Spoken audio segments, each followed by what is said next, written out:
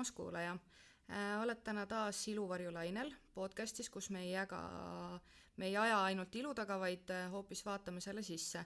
Ja täna tuleb meil siis üks eriti huvitav episood, sest meil on külas täna inimene, kes ei tooda ise kreeme ega paku spa-hooldusi, vaid seisab selle eest, et need kõik oleksid meie nahale päriselt ohutud. Minuga on täna stuudios Triin Truu, ettevõtte SkinSafe OÜ asutaja, juht ja ohutustoodete hindaja. Just tema aitab tagada, et kõik need tooted, mida me nahale kanname, oleksid mitte ainult ilusad ja tõhusad, vaid ka ohutud. Uurimegi täna siis, mida see töö endast päriselt kujutab, millised on ilutoodete ohutusnõuded ja miks ausus selles valdkonnas on tähtsam kui kunagi varem.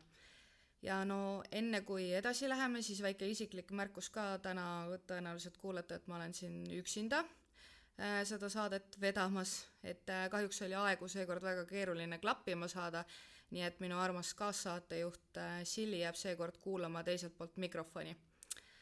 Aga mis seal ikka selles suhtes, et vestlus tuleb tõenäoliselt väga põnev, sest Triinul on rääkida asju, millest iga iluteadlik inimene võiks midagi kõrva taha panna. Nii et mõnusat kuulamist ja alustame. Tere, Triin! Tere! Nii. Tore, et leidsid aega meiega täna siia vestlema tulla. Tegime ka Instagramis küsitluse, et inimesed saaksid siis esitada küsimusi, mis neid huvitab ja mida nad teada väga tahaksid. Ja olgem ausad, küsimusi tuli päris palju. Aga alustame. Äkki sa räägid natukene lihtsalt sissejuhatuseks endast, kes sa oled, kus sa tuled, millega sa oled tegelenud? Okei. Ja mina olen peamiselt kosmeetikatoodete ohutushindaja, aga ka tegelikult tootearendaja ja oma taustast, et õppisin Tartu Ülikoolis bakalaureuse õppes geenitehnoloogiat ja magistriõppes biomeditsiini ja siis pärast ülikooli õppisin Brüsseli ülikoolis, Vrii ülikoolis ohutushindajaks ja siis pärast seda veel, kui ma hakkasin nagu seda ohutushindaja tööd tegema, siis kuigi mul on alati olnud huvi ka tootearenduse vastu, siis ma tõesti tajusin seda, et mul on vaja rohkem aru saada formulatsioonidest ja ühtlasi hakkasid kliendid minult nõu küsima, et mul on mingi mure selle tootega, ma ei tea, mis siin toimub. Ja siis ma mõtlesin, et ma pean nagu aru saama sellest ka, et toksikoloogia on üks asi, et see, kuidas me hindame koostisosade ja selle toote ohutust nahale, mis iganes kasutustingimustes, et mis see toode või tootja ette näeb, et see on üks asi, et aga kui mult hakatakse küsima, et kuidas ma saan selle toote efektiivsemaks või stabiilsemaks või et ma ei tea, siin toimub mingi reaktsioon ja ma ei tea, mis see on, et siis ma otsustasin, et okei, ma pean arendajaks õppima ja siis ma õppisingi 1,5 aastat ühes Austraalia siis ta on nagu kutseõppeasutus põhimõtteliselt, et minu jaoks oli see nagu mikrokraad, mõnede teiste jaoks Austraalia kontekstis võib-olla on ta siis selline nagu advanced nagu kutseharidus justkui, et kes näiteks, et sinna saab iseenesest minna ka või mitte vaid gümnaasiumi hariduse pealt nagu. Aga see on, siis ma arvan, sa pead nagu väga keemiahuviline olema, et see on keeruline, et minu nagu tausta pealt see oli mulle üsna lihtne, lihtsalt palju uut infot ja tegelikult väga-väga äge oli kogu see õpe ja päriselt aru saada, et miks ja kuidas me mingisuguseid retsepte üles ehitame ja mis seal peavad olema, et nagu nii-öelda teooria ja siis selle nii-öelda paberil retsepti peal, et sinna see stabiilsus sisse kirjutada, sest et ohutus on üks asi, et arendajana sa pead teadma tõesti, et mitu protsenti mingit koostisosa ma võin kasutada ja kas mingite koostisosade kokkupanemisel võivad tekkida mingisugused reaktsioonid või koosmõjud, mis võivad problemaatilised olla. Et sa pead seda teadma, aga teisest küljest, mis on nagu ülioluline, et see toode oleks müüdav, on see stabiilsus, mis on tegelikult kõige suurem probleem peale nagu selle ohutuse, ma ütleks. Et kui sa tahad müüa oma tooteid mitte ainult oma e-poes, vaid sa tahadki jõuda kaubamajja või Trade House'i või kuhu iganes nagu või välismaale suurematesse poodidesse, siis sulle on ette seatud mingisugused eluea nõuded, et see toode ei saa ainult aasta aega säilida, sellepärast et muidu poel pole aega, et seda maha müüa.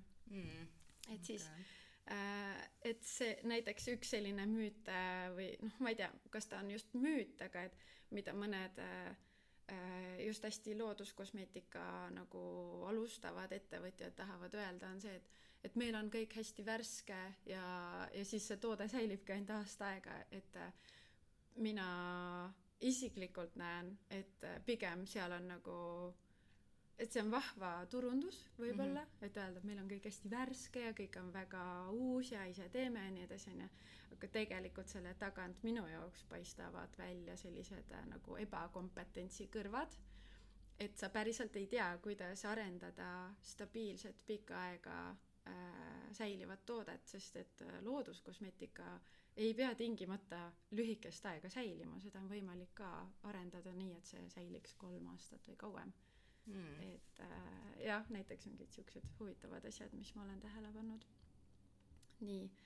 Aga kas see nagu selline soov sellist asja teha ja õppida on sul nagu kogu aeg olnud või kelleks sa väiksena saada tahtsid?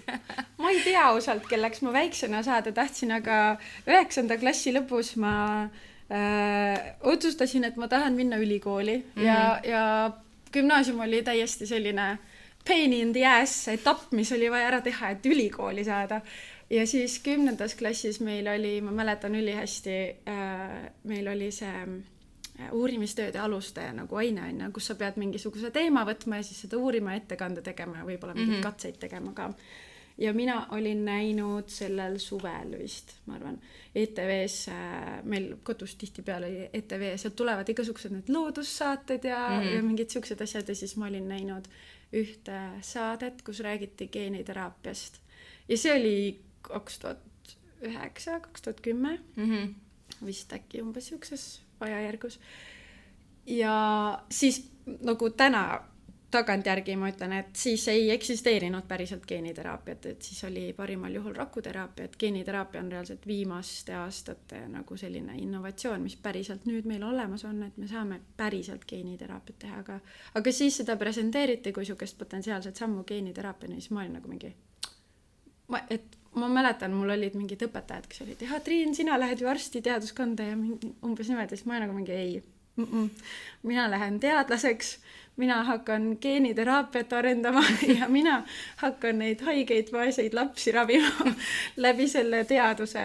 Et siis ma sain aru, et okei, mina lähen ülikooli geenitehnoloogiat õppima ja mind ei huvita, kus ülikooli, olgu see Tartu või Tallinn.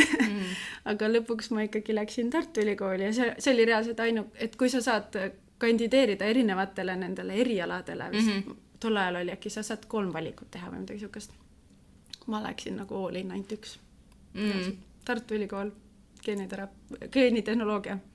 Kõik või mitte midagi. Veits oli nagu, oh my god, aga kui ma ei saa kuhugi. Võib-olla äkki ma ikkagi tegin endale mingi backup plaani, et äkki ma panin bioloogiasse ka endale koha või midagi siukest, aga suht kindla peale läksin. Ja sain sisse, eks. Väga tore. Aga oled sa mingit muud tööd ka teinud või mis? Ja, no pärast ülikooli ma töötasin ravimifirmas mõnda aega.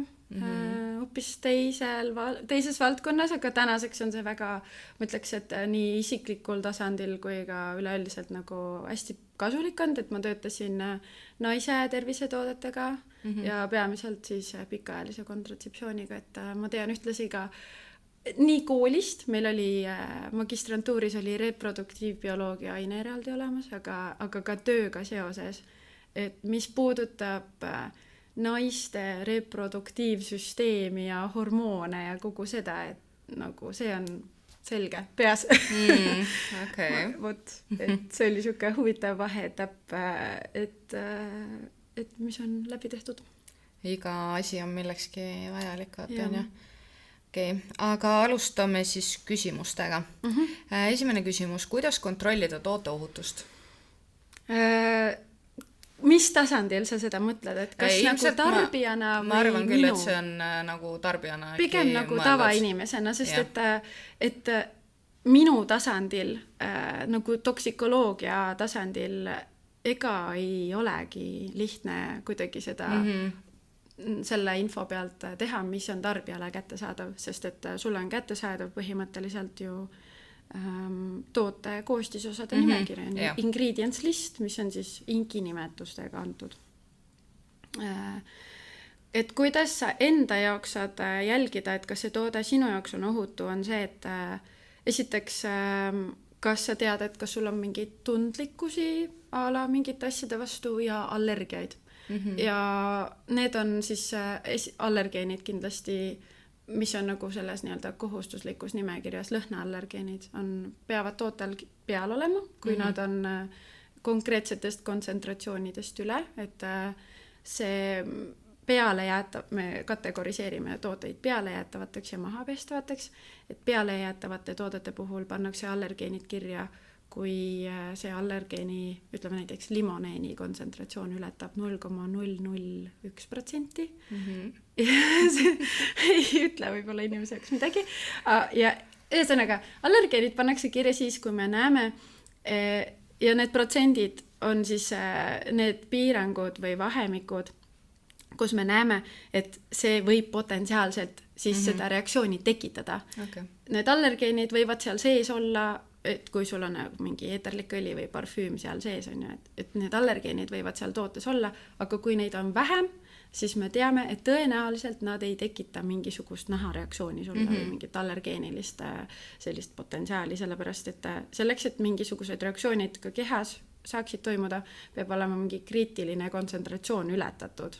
Okay. Ja, et doosis on nagu see dose makes the poison on ja öeldakse, et kui sul on mingi üli vähe mingisugust allergeeni tootes ja me ei ole kohustatud seda kirja panema, siis tõenäoliselt seda on seal nii vähe, et ta ei tekita mingisugust probleemi. Aga et kui ta siis ületab pealejäetavas tootes 0,001% ja mahapestavas tootes 0,01%, et siis me nagu teame, et okei, seal võib sinu jaoks mingi probleem potentsiaalselt olla. Ja need, kellel on nende lõhna allergeenide vastu mingid allergiad, et siis nemad saavad ilusti lugeda seal, enamasti nad on kõige lõpus kirjas, koostisosade nimekirjas, et siis sa pead lihtsalt ise seda vaatama. Kui sa tead, et sul on mingisuguse muu koostisosa kohta mingi tundlikkus tekitab, ma ei tea, punetust või ärritab nahka, et sa peadki siis lihtsalt lugema ja otsima seda konkreetset sõna sellest koostisosade. No ja sest üldjuhul inimesed on ikkagist teadlikud, kui neil millegi vastu allergia on ja oskavad selle järgi siis juba orienteeruda. Ja kui nad ei ole teadlikud, aga mingi toode konstantselt tekitab mingisuguseid reaktsioone, siis see on nagu alati välistamise meetod, et me ei saa enne teada, kui me ei ole seda asja kasutanud tihtipealt. Enamasti see nii on. Mis veel, mida sina saad jälgida, on see, et toote peal oleks kirjas kõik sellised minimaalsed nõutud info. Ehk siis üks asi on see koostisosade nimekiri, aga et seal peaks olema kirjas, et mis toode see üldse on, mis selle toote eesmärk on, et mida ta teeb, mida ta lubab, kasutusjuhis.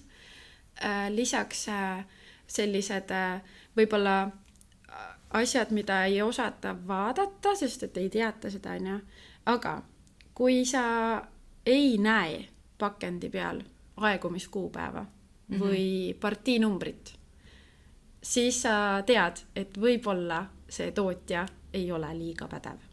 Okay. Või tal ei ole tehtud dokumendid. Et aegumiskuupäev ja partiinumber on ülitähtsad. Lisaks ka Euroopa sisene ettevõtte nagu mingisugune kontakt või nimi peab see olema. Eesti tootjatel on ju tihtipeale on see ettevõte mingi ala XXX OÜ ja siis nende aadress. Et see peab olema, kui see on toodud kuskilt Euroopast väljaspoolt, siis seal peaks olema maaletooja ettevõte, kellega sa saad kontakti vajadusel võtta, või siis võib olla ka niimoodi, et seal on RP, ehk siis see tähendab responsible person, vastutav isik, kes siis selle toote eest Euroopa Liidus vastutab. et sa peaksid nagu selliseid asju vaatama, et kui ma ütleks, et kui seda vastutava isiku või tootja infot ei ole, mis oleks Euroopa Liidu sisene ettevõte ja aegumiskuupäev ja pardiinumber, siis sa tead ette. Ohumärk. Jah. Okei. Milline on protsess ideest kuni tootearenduseni? Pikk. Milline see protsess on? Täna mina olen seisukohal, et sa peaksid alustama, no, me kõik tõenäoliselt alguses, kui sa oled täiesti uus tulija, sul tuleb mingi idee ja sa alustad sellest, et mul on mingi vahva tooteidee ja jäta see tooteidee korraks tahaplaanile ja sa pead alustama brändingust ja siis selle kontseptsiooni tõestamisest, proof of concept'ist on ju, et sa peaksid tegema mingisugused tarbijauuringud, et ja ala kõige basicum lihtsalt turuanalüüs, et mis üldse, kas sellel ideel on potentsiaali on ju, aga selleks sa teedki küsimustikud, kui sul on mingi prototüüpe, mida sa oled juba ise arendanud või sul on arendaja, kes on arendanud on ju, siis sa annad kasutada, testida, vaatad sealt tagasisidet ja siis me tegutseme edasi päriselt selle toote nagu brändingu, ohutuse ja nagu arendusega. Tegelikult sul peaks olema alguses see proof of concept ja siis sa peaksid alustama brändingust, sellest nagu toote või tootesarja nagu filosoofiast, et mille eest see seisab. Ja see on nagu esimene asi, et see filosoofia tegelikult seal taga, et mis iganes, nagu see on see, mis inimesi tõmbab sinu brändi poole. Vot. Ja siis, kui sul on kõik need asjad paigas, siis sa tegelikult saad kas ise või siis oma arendajale öelda, et näed, ma vajan selliseid tooteid, nad peavad nagu tegema seda, teist ja kolmandat ja siis arendaja saab hakata otsima neid koostisosi, mis teevad seda, mida sa tahad, et see toode teeks. Et tihtipeale see käib vastupidi, et me arendame mingi vahva toote ja siis me mõtleme, et okei, kuidas me selle ümber brändi teeme, on ju. Aga ideaalis see peaks tegelikult teisipidi käima. Ja siis kõige lõpuks on kõik need dokumendid ja testid ja asjad, et see on pikk teekond. Kui ma ütlen, et lihtsalt näiteks, kui keegi tuleb minu juurde, et hei Triin, ma tahan mingit vahvat kreemi või seerumit arendada, siis mina ütlen, et vähemalt aasta. Et ma ei ütle isegi nendele, et aastaga teen ära. Sest et seal on alad selle toote mingi stabiilsuse uuringud, mis võtavad aega, see on lihtsalt nagu ühest küljest nagu tuim ootamine, et see toode on laboris, inkubaatoris ja me ootame, et mis selle tootega saab. Ja kui näiteks paari kuuga me näeme, et metsa hakkab minema see tulemus seal, siis me oleme tagasi arenduse kontekstis step 1, et me hakkame nüüd reformuleerima ja siis me jälle paneme sinna stabiilsustesti selle toote ja ootame põhimõtteliselt, et jah, mina nagu pigem olen õppinud, et ma ütlen vähemalt aasta ja siis loodan mitte endale varbasse tulistada. Et tihtipeale tootearendus, kui öeldakse, et noh, ma ei tea, me oleme 2 aastat, see ongi nagu täiesti normaalne, et mingi asja välja arendamine, testimine, see võibki võtta vabalt 2 aastat, et see ongi, sest et kui su eesmärk on päriselt müüa ja müüa toodet, mis säilib pikka aega, siis see võtab aega. Okay. Kui keeruline on tulla turule enda tootega? No see on põhimõtteliselt sama, mis eelmine küsimus. Ja, et kui keeruline? Minu vaatevinklist on ju nagu ma olen hästi kallutatud. Ma ütlen, et ühest küljest ei ole keeruline ja teisest küljest mega keeruline ja kallis. Nagu. Et see ei ole nii, et ma ostan, ma ei tea, mõne 100 euro eest mingeid õlisid ja võikesi ja siis ma panen kuskile purki ja teen ära. Et see ei, noh, minimaalsel tasandil sul on mingid mikrobioloogia analüüsid, siis sul on need dokumendid, mida minusugused inimesed peavad tegema, et lihtsalt kõige selle peale sul võib juba kuluda sõltuvalt tootest või sellest nagu keerukusest, et kui sul on näiteks säilitusainetega tooted, siis kohe juba kallim on ju. Et vähemalt 1000 eurot läheb sinna.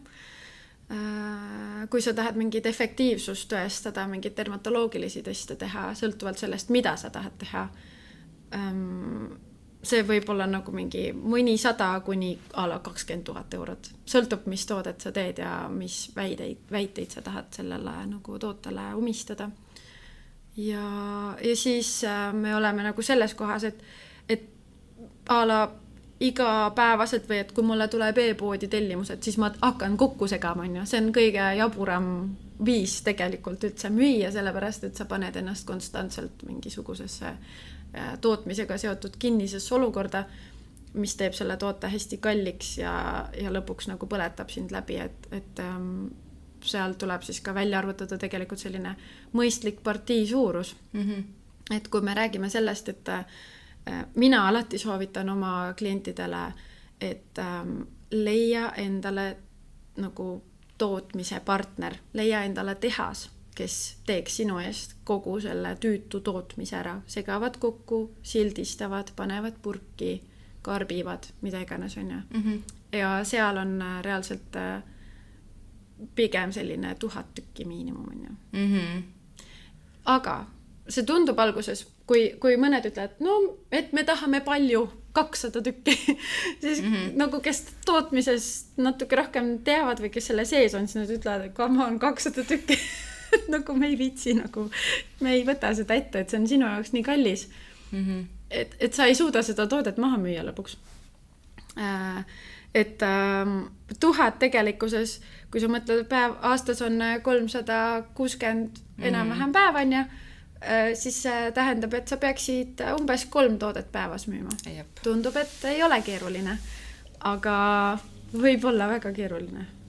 Pärast istud oma 1000-ga koos seal, on ju. Jah, et tegelikult, kui sa niimoodi tahad tegema hakata, sa pead väga kindla peale minema, sul peavad olema see filosoofia, see kontseptsioon, bränding, kodukas e-pood, nagu kõik see nii-öelda, mis võimaldab müüki ja turundust, ja see peab tehtud olema. Ja, see on tõenäoliselt kõige alustala, vaata, just see müükiturundus, et kui sul seda seal taga ei ole, siis see toode ennast ise ei müü. Keegi ei näe, et sul see siin riiuli peal seisab kuskil. Sul võib olla maailma kõige parem toode ja kui sa ei suuda seda turundada, siis mitte keegi ei tea sinu ägedast tootest. Jaa, täpselt. Nii, kas Eestis Euroopa Liidus on puhtad tooted? Siin me saame kahekesi arutada sellest, et mida tähendab puhas. Jaa, puhas, ma ei kujuta ette. No võt! See on nagu nii laialdane mõiste, et selles suhtes puhas kosmeetika nagu mingisugusest regulatiivsest punktist ei tähenda mitte midagi. Puhas on minu jaoks nagu reaalselt turundus, ainult turundus ja puhas on iga inimese ja iga brändi jaoks midagi täiesti erinevat. Sest et kui alguses võib-olla sellises idealistliku ja naiivse nagu maailmapildiga peale minna tootearendusele või brändiarendusele, siis võib-olla tahaks öelda, et puhas on see, mis on ja loodusest tuleb, mingid ekstraktid, õlid ja see ongi ainult puhas on ja. Ja siis sa saad aru, et okei, ma ei saa tooteid teha ilma säilitusaineteta näiteks. Või kui ma tahan, et need tooted päriselt aktiivsed oleksid või vastavalt tänastele trendidele, siis kõik näiteks need uhked, või mitte uhked, aga nagu sellised trendikad asjad, C-vitamiin, see on küll, me kõik sööme seda sisse, see tuleb taimedest ja nii edasi, aga kas sa päriselt kujutad ette, et kõik see C-vitamiin, mis topitakse kosmeetikasse, pigistatakse sidrunist välja või? See ei ole nii. See on loodusidentne, see C-vitamiin, mis sulle tehastes synteesitakse, see on täpselt samasugune nagu seal, kus iganes taimest sees on ju, aga see on sünteetiline, see on päriselt ikkagi kõik vitamiinid, mida me kosmeetikas kasutame, on enamjaolt sünteetilised. Nüüd, kas me siis sellepärast ütleme, et see ei ole enam puhas? Jah, ei saa öelda. On ju. Lisaks nagu säilitusained, et okei, meil on kosmeetikas erinevad nii-öelda looduslikkuse või õigemini looduslik on ka täiesti täiesti nagu selline turunduslik väide, et meil on olemas orgaanilised kosmeetikatooted, mis peavad vastama siis konkreetsetele sertifikaatidele, nendel on tehtud auditid ja seal on väga konkreetsed reeglid, et mis on siis, milline formulatsioon on vastav sellele orgaanilisele sertifikaadile ja milline mitte. Aga ka seal on lubatud mingisugused säilitusained, mis kõik tegelikult on sünteetilised. Isegi need loodusidentsed nii-öelda säilitusained ikkagi on sünteetiliselt toodetud, sellepärast et sa ei saa näiteks pikistada nagu piisavalt palju säilitusainet välja mingisugusest, ma ei tea, marjast või kust iganes, kus nagu siis me justkui loodusest ka leiame neid molekule, on ju. Lõpuks on need ikkagi laboris nagu sünteesitud. Et mida siis see puhas tähendab, on ju? Jah. Okei. Purustan siin maailma. Ei ole midagi, ma arvan, et kõik tegelikult nagu aimavad seda ka selles suhtes. Ma ei tea, praegu selle puhtaga tuli mul just lampi siuke näide, et kui sa oled poodi apelsinimahla ostma, on ju, siis täpselt samamoodi paki peal on kirjas apelsinimahla, on ju, ja kui sa keerad nüüd selle tagumise külje ja vaatad, kui palju seal tegelikult apelsinist midagi üldse sees on, siis tegelikult ei ole nagu mitte midagi. Ma mäletan, kunagi lapsega arsti juures sai käidud, siis ta pidi jõhvika mahla jooma ja siis arst ütles ka, et jälgige lihtsalt seda, et seal mahlapakendil oleks kirjas mahlasisaldus vähemalt 40%. Ja nüüd ma käin poes ja ostan ainult neid mahlasi või siis nagu siukseid, et jah, et kindlasti lugeda, et seal C-vitamiinil või D-vitamiinil ei ole ka ju kirjas, et 100% ainult C-vitamiin, seal on ju veel rida asju vaata juures, et jah, see oli väga hea näide, et ei pigistata sidrunist välja. Jah. Aga mille järgi valida oma kosmeetikat või töövahendeid? See on nii individuaalne. Partiinumbri. No jaa, selles mõttes, et sa teaksid, et see on kindlasti selline usaldusväärne tootja, et sa sest Euroopa Liidu kosmeetikaregulatsioon on tegelikult üks maailma kõige, ma ütleks, selliseid karmimaid või tugevamaid. Meil on tõesti palju regulatsiooni, et kui võrrelda see on ka veits selline natuke demagoogiline võte, et öelda, et Euroopa Liidus on, ma ei tea, mis iganes 1000 või 4000 või mis iganes see number on, et meil on nii palju koostisosi bännitud, on ju, et Ameerikas on ainult, ma ei tea, 11 või 14 või mis iganes see number on. Et appi Ameerikas on nii pahasti kõik. No tegelikult see ei ole tõsi, sellepärast, et Euroopa Liidus on ajaloolistel põhjustel kirjas kõik võimalikud, ma ei tea, lennukikütus ei ole nagu, ei ole lubatud või ravimid näiteks ei ole lubatud, sellepärast, et nad on ravimid. Et meil on hästi palju seal listis küll kirjas, mida me ei tohi kasutada, et aga enamasti me ei kasutagi neid koostisosi kosmeetikas. Ja Ameerikas siis on nagu lihtsalt ka ajaloolistel põhjustel lihtsalt palju vähem asju kirjas, sellepärast, et me ei kasuta enamasti neid asju kosmeetikas.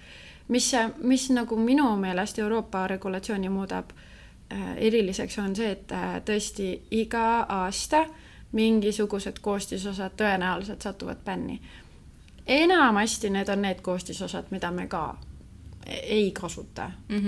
Aga et siis on mingisugune uus teaduslik info tulnud ja Euroopas on selline seltskond toksikoloogia teadlasi, kes siis on kohustatud, et Euroopa Komisjon annab nendele ülesandena, et te peate siin nüüd mingisuguseid koostisosi ja nende ohutust hindama ja siis nemad hindavad selliste nagu, jah, et kas on tulnud ühiskonna poolt või kuidagi nagu on tekkinud see nii-öelda tellimus, et need teadlased hindaksid need koostisosad üle ja siis nad saavad põhimõtteliselt öelda oma sellise teadusliku arvamuse, et kas see on ohutu ja mis tingimustel või üldse pole ohutu. Et siis nagu bännitakse koostisosi või näiteks viimane selline hästi paljusid brände mõjutav muutus on nagu seotud retinoididega, et Euroopa Liidus toodi siis limiite allapoole, mis tohivad kosmeetikatootes olla.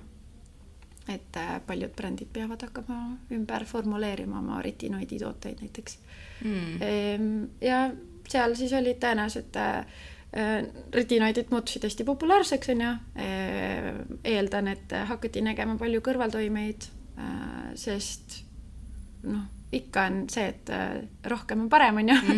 Aga retinoididega see ei ole tõsi, et siis inimesed tõenäoliselt said kõvasti kõrvaltoimeid ja siis nähti, et okei, me peame toote ohutust nagu veel rohkem sellesse formulatsiooni sisse kirjutama, et toome kontsentratsioonid alla ja kellel päriselt on nagu vaja ravi, on ju, siis ta läheb dermatoloogi juurde ja saab sealt oma retinolikreemi. No, okei. Et aga no, me enamasti praegu ju kasutame kosmeetikas retinoide ikkagi anti-aging eesmärgil, et ta hoiab ilusti meil nahka siledana. Jaa. Nii, nüüd tuleb küsimus hariduse kohta, aga sellest sa juba ennem rääkisid, nii et liigume mis peab järgima, et teada, kas toode on ohutu, sellest me ka rääkisime. Kui puhas on bränd nimega Puhas Loodus? No ja see on jällegi, et mis on nagu sinu siis filosoofia puhtusest on ja puhta looduse filosoofia puhtusest või sellest nagu nende brändi kontseptsioon on siis selline nagu ta on ju, et ja ma arvan, sellele küsimusele on keeruline vastata. Võib-olla tuleks otse neile kirjutada, vaata. Ma ei ole see judge and jury, nagu, et mis siis on puhas või mitte, sest nagu ma ütlen, see on räige nagu turundus lihtsalt ja ühest küljest me tarbime hästi palju seda, mis tuleb Ameerikast ja kuna Ameerika regulatsioon on natuke teissugune kui meie oma, siis see mõjutab hästi palju seda, kuidas me näeme kosmeetikat ja sealt poolt nagu tuleb hästi palju seda, et appi kõik on nii ohtlik ja kõik on nii paha. Euroopa Liidus reaalselt, kui on läbitud kõik need regulatiivsed etapid, kõik need dokumendid ja ohutushinnangud ja tooteandmikud on tehtud ja üle kontrollitud ja vaadatud, siis Euroopa Liidus ei ole võimalik müüa toodet, mis oleks kuidagi rahva tervisele ohtlik. No, kõik tooted, mis me siin müüme, on ohutud. Et nagu see on minu jaoks täiesti pseudo selles mõttes, et siin ei ole võimalik müüa ohtlikku. Ja ma pean ütlema, et see on nagu lähtuvalt tänasest teadusest, mis meile on kättesaadav. See ei tähenda seda, et kui, ma ei tea, 5 aasta pärast me avastame, et okei, mingi koostisosa ikkagi, et see teadus areneb, tehakse rohkem uuringuid, et tuleb välja, et ups, see tegelikult võib-olla ei ole kõige parem asi, on ju. Siis Euroopa Liit kiiresti reageerib, analüüsitakse kõik üle ja öeldakse, et jep, me võime kasutada seda mis iganes maksimaalses kontsentratsioonis või siis me ütleme, et see on täiesti keelatud kosmeetikas, see ei ole. Me ei võta seda nagu riski kanda endale, et me mingisugused kõrvaltoimeid saame. No, väga hea teada. Nii.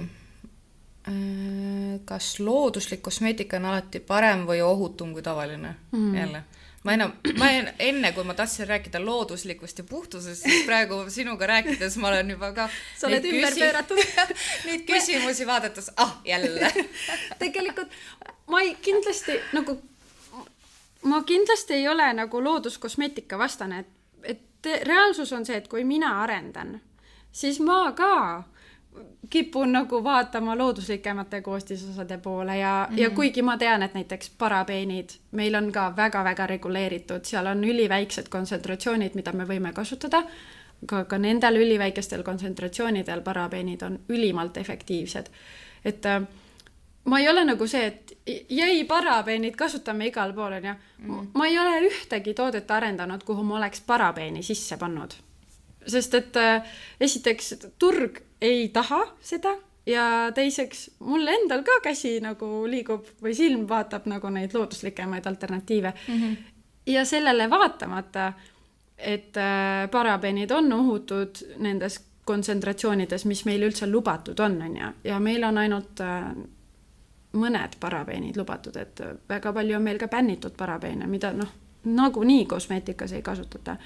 Et tegelikult need nii-öelda looduslikud säilitusained või rohkem looduslikud säilitusained siis, et nendega on ka probleeme.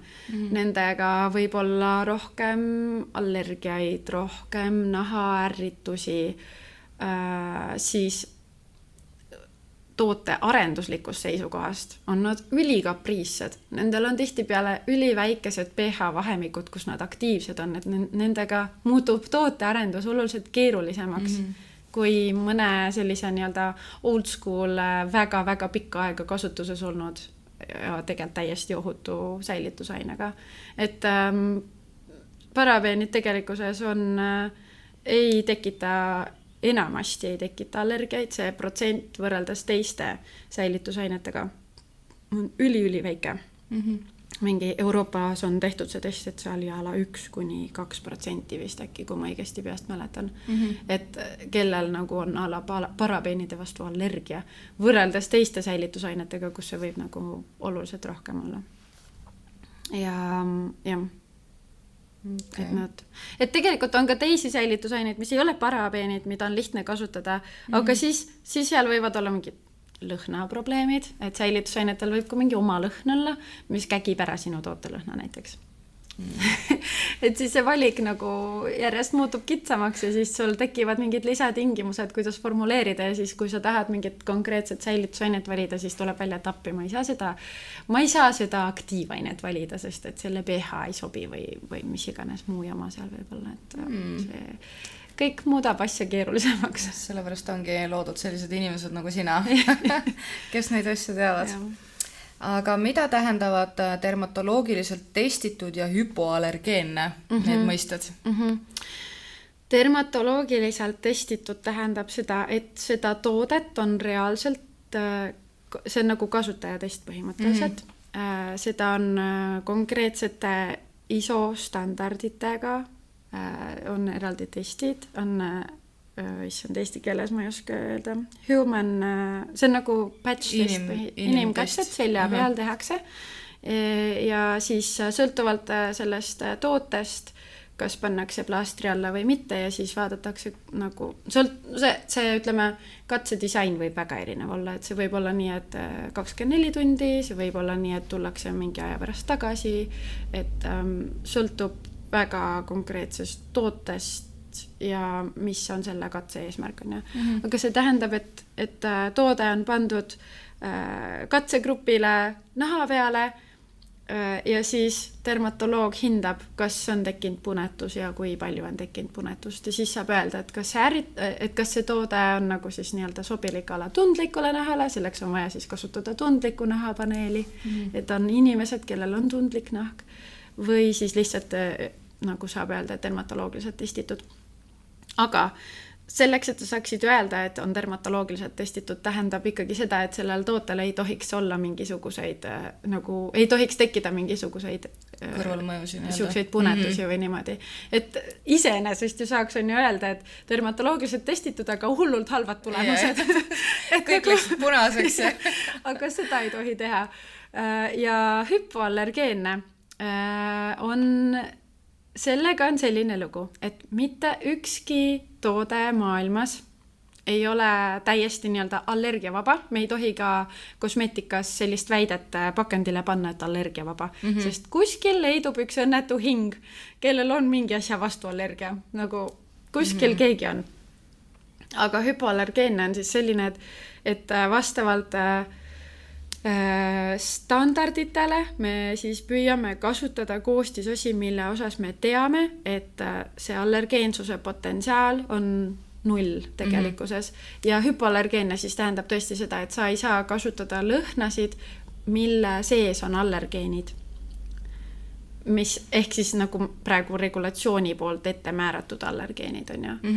Et meil on nii-öelda allergeenivabu lõhnasid ka, aga tegelikult jällegi, kuskil võib olla keegi, kellele mingisugune täiesti lambine aine tekitab allergiat. Et lihtsalt need regulatsiooni poolt ette määratud allergeenid on siis need, mille puhul nähakse, et ala see suuremal populatsioonil võib tekkida mingi allergia, et siis näiteks kui tahetakse teha hüpoallergeenset või siis sellist et allergikutele sobivat toodet, et siis kas lõhnatu või siis kasutada lõhnasid, mis ei sisalda neid tuntud allergeene. Okay. Ma hiljuti avastasin, et mul on lateksi vastu allergia.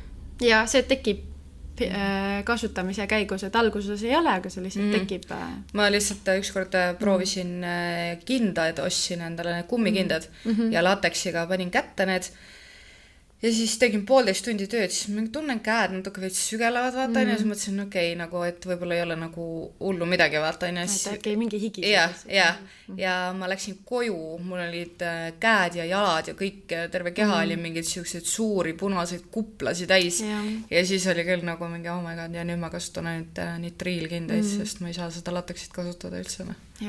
Ja laboris teadlaste puhul ka, et alguses noorena saab kasutada ja siis allergia nagu lihtsalt see sensitiseerumise protsess võtab aega, et võib-olla sul alguses ei olegi nagu kohe sul ei saagi võib-olla olla seda allergiat, sest su keha ei ole nagu tutvunud selle ainega, on ju. Ja siis mida rohkem sa seda kasutad, laboris eriti me nagu teaduslaborites ju kasutame kindaid, et need lateksi omad on tegelikult kõige mugavamad. Aga siis mingi hetk võib tõesti tekkida allergia. Mitte kõigil, aga no, see on üsna tavaline. Ripsmeliimidega on ka töös, et mingil hetkel ei pruugi üldse kliendil nagu mitte midagi olla ja siis... Mingist hetkest alates on nagu lihtsalt punane ja paistes. Jah, pole midagi teha. Nii, kui mul on tundlik nahku ja allergiat, kas on midagi, mida ma peaksin enne toote ostmist kontrollima? No see ongi see koostisosade nimekiri. See ise tõenäoliselt tead, vaata, või katsetamise käigus. Ja, või siis sa peadki otsima seda, et kus oleks see hüpoallergeenne näidek. Okei, see kirjas. Kas see kirjas või siis sa järjepidevalt vaatad seda listi, et mis seal lõpus, kas on esiteks, kas on mingid koostisosi, mille vastu sa tead, et sul on allergia või siis, et nagu need lõhnaallergeene välistada näiteks. Okay. Miks mõned kosmeetikatooted ei sobi kõigile? Kui keeruline nagu küsimus. Selles mõttes, et see ongi ju väga individuaalne, et kuidas su nahk millelegi reageerib. Ja kui sul on jälle mingid allergiad, siis loogiline, et see ei sobi ju kõikidele. Jah.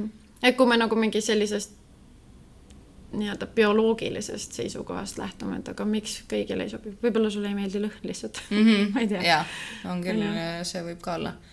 Lõhn, mis on liiga intensiivne ja hakkab sulle vastu vaata. Või siis, ma ei tea, võib enamasti, kui sa ju tegelikult tead oma nahatüüpi, et kas see on nagu rasune, aknele kalduv või ta on pigem kuiv, et siis me kõik ju nagu valime lähtuvalt sellest ma ei tea, mis mingi... No see ongi lihtsalt see võib-olla, et inimesed on nii erinevad ja individuaalselt, kellele mis sobib ja kindlasti... Ja, et see, et ta ole no kui minult küsitakse mingeid soovitusi, et Triin, sina oled ju see spetsialist, tead kõike kosmeetikatoodetest, et soovita mulle midagi, siis ma nagu mingi see on nagu kõige halvem küsimus, mis mulle esitada, sest et nagu mida sa vajad, mis su probleemid ja mured on ja ega ma ka ei ole mingi maailma kõiki tooteid ära proovinud ja testinud ja siis, et see ongi katse-eksitusmeetod, sa proovid ühte asja, kui sulle meeldib ja kui see toimib, siis nagu kasuta.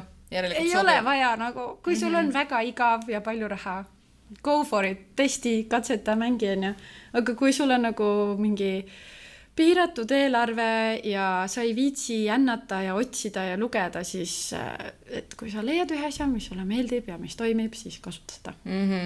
Üldjuhul nii on, jah. Kui kaua on kosmeetikatoodet ohutu kasutada peale avamist? See sõltub nüüd sellest, et kuidas on toote säilivus kirja pandud. Okay. Ja, et tegelikult selleks on 2 versiooni. Ja see on ka üks asi, mida inimesed ei tea tegelikult. Et on avatud purgimärk, kus on mingi number sees. Ja ma olen näinud seda. On jah, seal on mingi 3, 6, 12, 18, mis iganes on ja number sees. See tähendab seda, et suletuna säilib see toode üle 30 kuu. Et ta võib seal poeriiulil olla, ta on üsna stabiilne. Ja siis avatuna on sul tootja ütleb, et kasuta ära see, mis iganes X kuude ajal, 6 kuu või 12 kuu ajal. Et nad on teinud selleks vastavad stabiilsustestid, nad on näinud, et suletuna on ta üle 30 kuu ehk siis üle 2,5 aasta on stabiilne ja avatuna nad näevad, et see toode teeb seda, mida nad lubavad selle konkreetse aja jooksul. Aga ilmselgelt meie kõigi, minul ka, ma vaatan, 6 kuud on ja ma ei pane ju sinna kirja, et mis kuupäeval ma avasin seda. Jah. Et see on nagu võib-olla ka üks argument, et miks mitte liiga palju kosmeetikatooteid endale kokku hoordida, et lihtsalt sa kasutaksid selle ära selle aja jooksul, et nad näevad, et sinna tegelikult on ju tootja poolt sisse arvutatud mingi kasutuskord ja siis nad teavad, et okei, kui sa kasutad seda nii, nagu nad ütlevad, näiteks iga hommik või iga õhtu või 2 korda päevas, et sul kulub see mingi selle mõistliku aja jooksul ära, on ju. Okay. Ja siis teine viis, kuidas säilivust kirja pannakse, on best before. Ehk siis sul ongi parim enne ja mingi kuupäev. Ja see tähendab, et sõltumata sellest, kas see toode on suletud või avatud, enne seda kuupäeva tuleb see toode ära kasutada. Okay. Tekkis kohe huvi minna neid kreeme vaatama kõiki. Kas väiksemate brändide tooted on sama ohutud kui suurte omad? No. Nad peavad olema, aga minu isiklikust nagu töökogemusest mulle ikkagi jõuab päris palju selliseid kliente, kes ütlevad, et appi, Terviseamet nüüd võttis minuga ühendust ja mul ei ole mitte midagi neile näidata. Et see tundub alguses selline ahvatlev mõte, et vaatan ja proovin ja katsetan ja et ma ju ei tea, kuidas minema hakkab, on ja aga sa riskid nii palju, sa riskid nagu brändi ja oma isikliku nagu reputatsiooni ja rahakotiga tegelikkuses, et okei, näiteks mingi sugune stsenaarium, et sa testid ja katsetad ja vaatad ja ma ei tea, müüd laatadel näiteks, on ju. Ja ei juhtugi midagi, kõik on hästi, inimestele meeldib, on ju. Et siis see hetk, kui Terviseamet tuleb ja sa müüd väga palju ja siis sa pead lõpetama müügi, sellepärast, et sul pole dokumente, sa saad uuesti müüma hakata siis, kui dokumendid on olemas, on ju. Ja kõik on nagu by the book tehtud. See protsess võib võtta nagu vabalt 1, 2, 3 kuud. Ma näen, nagu see on nii tavaline, et mult küsitakse, kui kiiresti, mul on ASAP, mul on umbes eile vaja juba neid dokumente. Siis ma nagu, et okei, tore, vahva, et kui mul on kõik info olemas, siis võtab võib-olla mõned päevad aega, on ju. Aga see info saabumine minuni tihtipeale võtab mõned kuud, eriti kui on tegemata mingisugused mikrobioloogia uuringud ja asjad, et kui me räägime säilitusaine efektiivsuse testimisest või üldse toote stabiilsus testimisest, see nagu säilitusaine efektiivsuse testimine on nagu parimal juhul koos raporti kätte saamisega võib sul võib-olla 6 kuni 7 nädalat võtta, et sa saadad laborisse, nad alustavad seda testi, see kestab 6 aega, siis nad kirjutavad raporti ja siis sa saad lõpuks selle info, mida mulle saata. Aga siis ma küsin, et aga kuidas sa nagu tõendad, et see toode säilib nii kaua, nagu sa ütled, on ju. Ja siis me hakkame stabiilsustesti tegema ja stabiilsustestid võtavad sõltuvalt, see väga-väga sõltub tootest muidugi. Aga headel juhtudel saab võib-olla 2 kuuga hakkama või 6 ajaga, on ju. Halbadel või sellistel keerukamatel juhtudel nagu vähemalt 3 kuni 6 kuud. Et tootearendus võtab aega. Aga see on see, kui inimene pole ennast viinud kurssi nende asjadega ja niisugune õhinapõhine tegutsemine, et vaatan ja küll pärast tegelen. Ja hakkaski müük nüüd kohe pihta sinna. Et ma ei tea. See on nagu liigsed riskid, mis sa endale võtad. Ja sellega ma olen nõus, et see on nagu tõesti siuke asi, millega sa ohustad ju teisi inimesi, sa mitte kunagi ei tea, milline reaktsioon kellelgi selle toote kasutamisega tekkida võib ja nagu kas tõesti sa ei julged võtta selle riski ja vastutada selle inimese eest, et see tõenäoliselt see natukene aega ootamine ja rahulikult tegutsemine niimoodi, et sul on asjad korras ja sa saad südame rahuga seda asja müüa, nagu on nagu kõvasti ikka, ma arvan, väärt seda raha ja aja panustamist sinna. Ja mul on nagu selliseid kliente või nagu selliseid küsimusi ka olnud, et tegelikult et aga mul on ju looduskosmeetika, et see on ju ohutu. Mitte alati. Et mõned ekstraktid või eriti kui neid tahetakse ise teha, et sai siis seal on jälle need siuksed ise teen, korjan ja ekstraheerin või ma ei tea, matsereerin, siis seal on nagu tegelikult teised probleemid, et sa pead tegelikult tegema dokumendi ka sellele toorainele, sa pead tegema keemilisi analüüse ideaalis, on ju, et mis seal sees üldse on, kas seal on need, ütleme, mingid raskemetallide limiidid ja asjad kõik korras, on ju. Ja meil on selles mõttes ravimtaimi, millel on päriselt ju ained sees ikkagi, mis toimivad nahale. Ja, aga ühtlasi seal võivad olla ka mingid probleemid, näiteks, et kui sa kasutad päikese käes mingit asja, näiteks naistepuna. Et sa ei tohiks naistepuna mingit ekstrakti või õli kasutada enne päikese kätte minekut, sest et see on nagu fototoksiline, ehk siis UV-kiirgusega hakkab see tekitama nahale siukest põletusreaktsiooni. See ei ole niimoodi, et kõik loodus on nagu nagu fine, et titi-miti kasutan ja et aga minu looduskosmeetika on ohutu. Sõltub täiega ja selleks sul ongi vaja nagu see ohutus hinna ära teha, et siis nagu saada ka vajadusel mingisugused ohutuslaused minu poolt, et meil on regulatsioonis mingisugused kindlad asjad. Mõnedel koostisosadel on nagu kohustuslikud ohutuslaused, mida sa pead pakendile panema. Mõnedel juhtudel sa teed nagu neid selliseid vabatahtlikke ohutuslauseid nagu ala hoia lastele kättesaamatuskohas, mis siis, et see on mingi näokreem ja lihtsalt. Või siis näiteks, kui sa teed mingisugust sellist toidu moodi lõhnavat mingit kehakreemi või asja, et ära söö.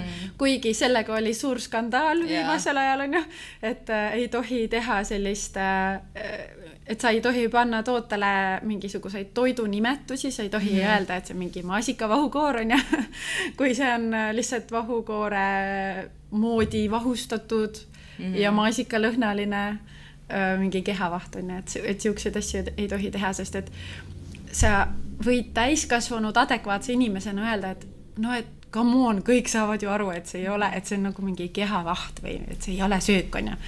Kõik saavad aru.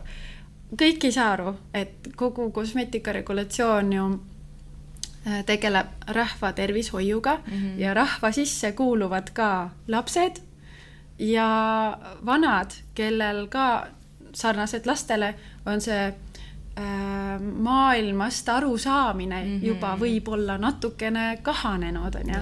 Et ma olen küll kuulnud jutte, kuidas tehakse suhkrukooriaid ja siis viiakse vanaemale, et näe, proovi seda. Ja siis tuleb välja, et vanaema on selle suhkrukooria ilusti ära söönud. Aega tere.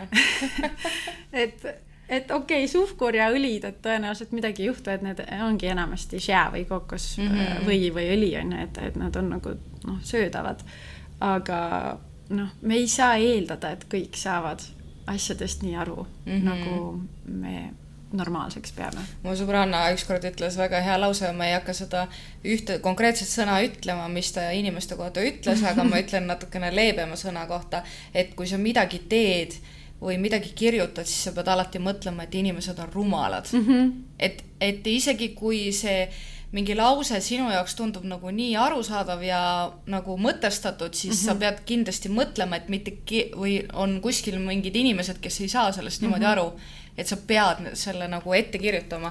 Ma ei tea, Facebookist ka näite tuua. Sa otsid konkreetselt, et paned kuulutuse, otsin punast kleiti lühikeste varrukatega suuruses 152. Ja mida sulle pakutakse?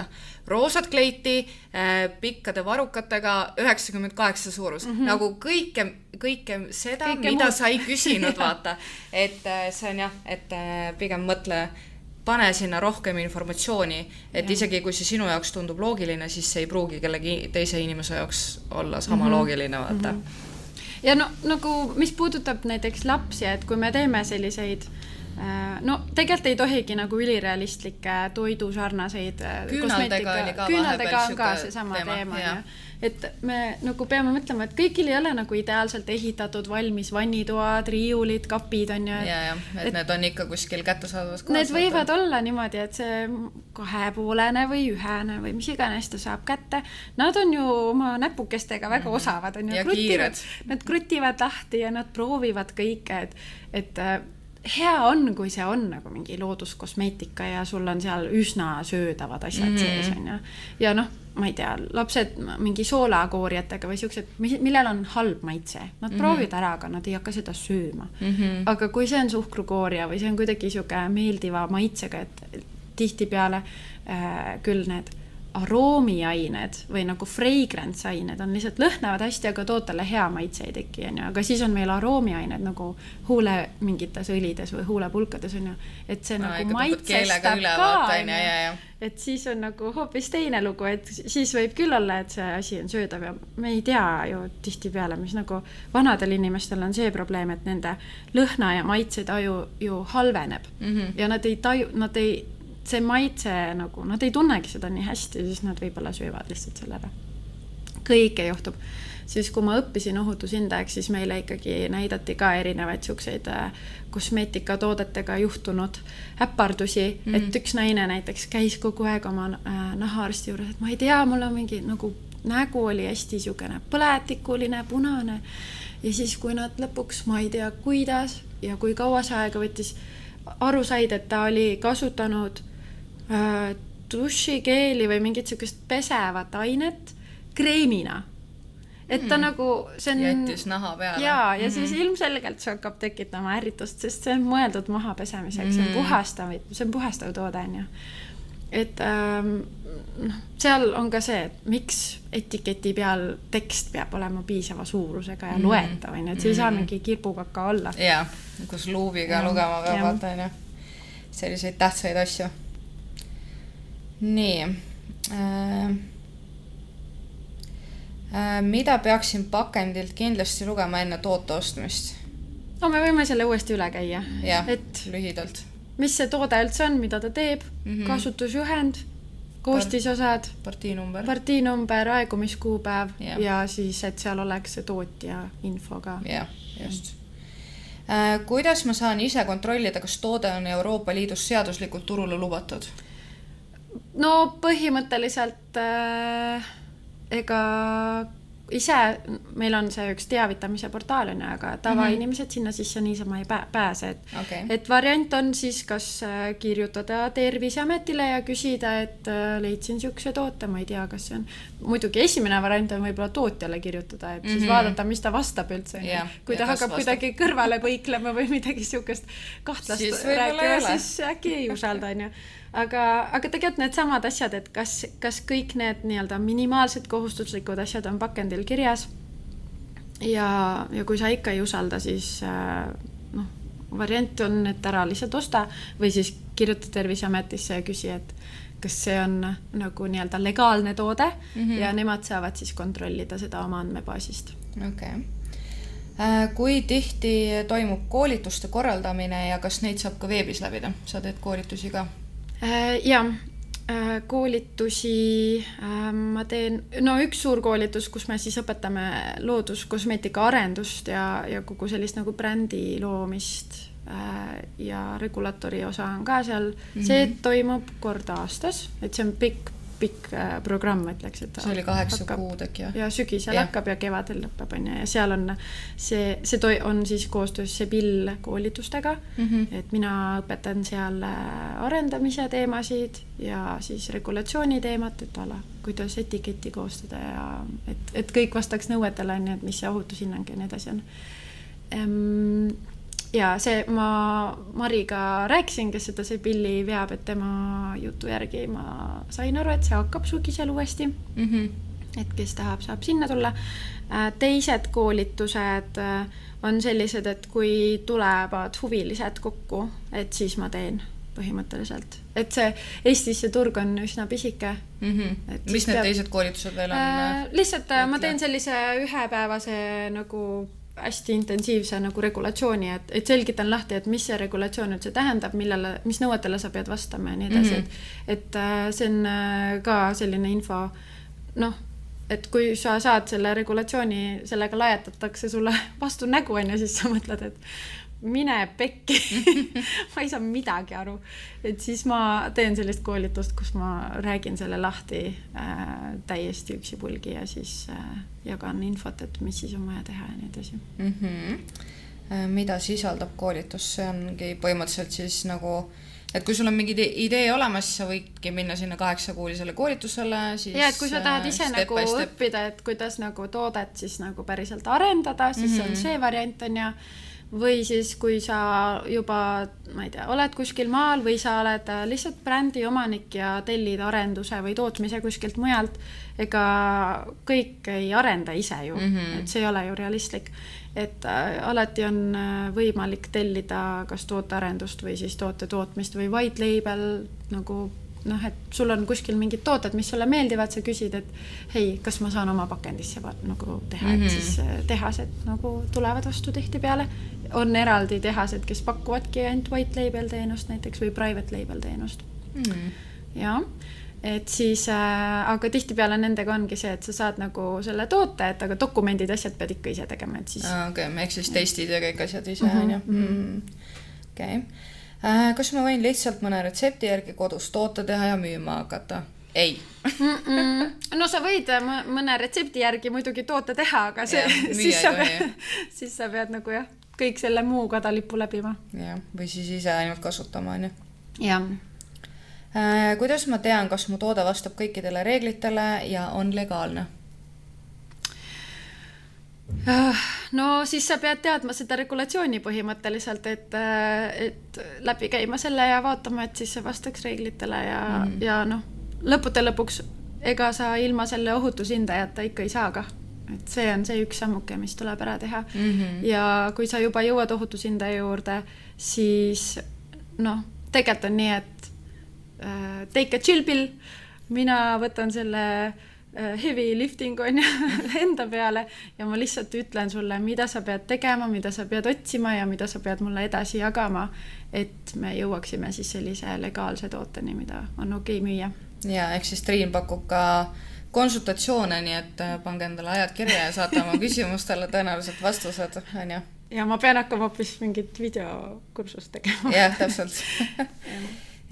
Kas aitate ka retsepti arendamisega? Jah, et kuna ma arendaja olen, mul on tegelikult eraldi arendusettevõtte Nordic Formulation Lab ka, et seal on mul veel 2 arendajat juures, et meil on väike tiim ja me seal siis täitsa pakumegi puhtalt sükest arendusteenust, pluss tegelikult ka abi selle filosoofia ja kontseptsiooni ja brändi ehitamisega, et meil on kõik need ressursid olemas, et seal ongi meil hästi vahva tiim selle poolest, et meil kõigil on arenduse koolitus läbitud, meil on kõigil nagu see oskus tooteid normaalselt arendada, siis minul on see regulatori pool ja kogu see bioloogia pool, siis meil on seal Mari, kes see pillikoolitus teeb ja tema on nagu selline hästi looduskosmeetika pool, kuigi ausalt tegelikult me kõik teeme looduskosmeetikat.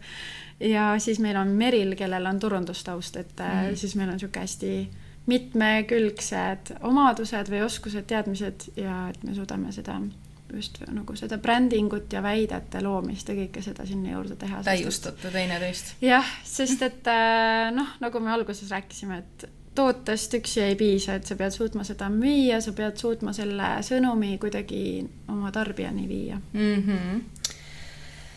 Kui kalliks võib minna ühe kosmeetikatoote turule tulemine ja millest hind sõltub? Esialgu hind sõltub sellest, mis sorti toodet sa tahad teha.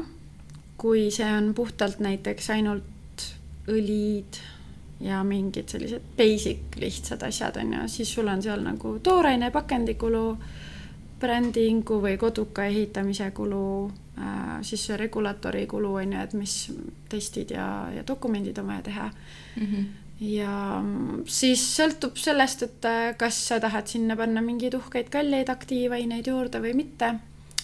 Aga tegelikult ühe sellise päris korraliku toote turule toomine, ma ei julge isegi enam numbrit anda. Vanasti ma ütlesin, et alla 20 000 ei tee ära üks toode. Aga ma arvan, et no, kõikide nende hindade ja tooraine nagu tõusudega on see, et ma ei tea. Muidugi, kui me räägime nagu nendest, kes ütlevad, et no ma testin, vaatan ja proovin on ja siis sul on mingi sükene arvest, et umbes 1000 kuni 2000 võib kuluda nagu selle peale, et sa mingeid dokumente, teste, katseid teed. Ja kui sa tahad arendusteenust, et sa tahad, et keegi sinu jaoks arendaks toote, siis jällegi sõltub sellest konkreetsest tootetüübist ja et kas sul on vaja seal, et sellel tootel oleksid mingid spetsiifilised efektiivsuse väited, on ju, et ma ei tea, vähendab kortse X aja jooksul ja mingid siuksed nagu, sest need vajavad konkreetselt nagu teste, tõestust, on ju. Ja siis arendusteenus ka sõltuvalt nagu sellest võib olla mingi 2-3 kuni nagu 10,000+. Et see täiesti sõltub sellest, mida sa tahad. Et, ja noh, jah, et mis see efektiivsus ja kõik seal taga on. Et kui sa ise mitte midagi ei oska teha, välja arvatud, et sa oskad nagu õiged inimesed ja sul on mingi kontseptsioon, on ju, siis jah, 20+ kindlalt. Ja siis me ei tea, kas me isegi veel oleme tootnud mingi partii valmis. Aga kui sa mõtled, et teen väikselt ja teen mingid neid kehavahukesi, millega alustatakse või mingid näoõli, sõltub partii suurusest, aga võib-olla siis niisugune kuni 5000 äkki saab hakkama. Ma ei tea. Ärge võtke kõike nüüd niimoodi, et 5 ja 20 ja pluss. Et ärge võtke, see sõltub nii paljudest asjadest, aga et lihtsalt mingid nagu benchmark numbrid või midagi anda, et nagu seda on keeruline, ma arvan, hinnastada. Aga pigem nagu, et inimestel oleks arusaam, et see ei ole nagu, et ostan 200 euroga seavõid ja siis ostan 200 euroga purke ja siis nagu hakkan pihta, et no see ei käi nii. Jep. Nii, aga 2 küsimust siis siin veel. Kas saab kasutada sõna looduslik ja vegan lihtsalt niisama toote peal siis nii-öelda? Meil on tegelikult väited ka reguleeritud. Need peavad olema ausad, tõesed, ehk siis sa ei tohi valetada, sa ei tohi trikitada oma klienti, on ju. Ehk siis kui sa tahad öelda looduslik, siis sul peab olema mingisugune määratlus sellest, et mis on sinu brändi jaoks looduslik. Et kust kohast see nagu kus on see piir loodusliku ja siis nii-öelda sünteetilise vahel, on ju. Tegelikult see saab olla seal on seotud nagu tooraine protsessimisega, et kuidas tooraine on saadud.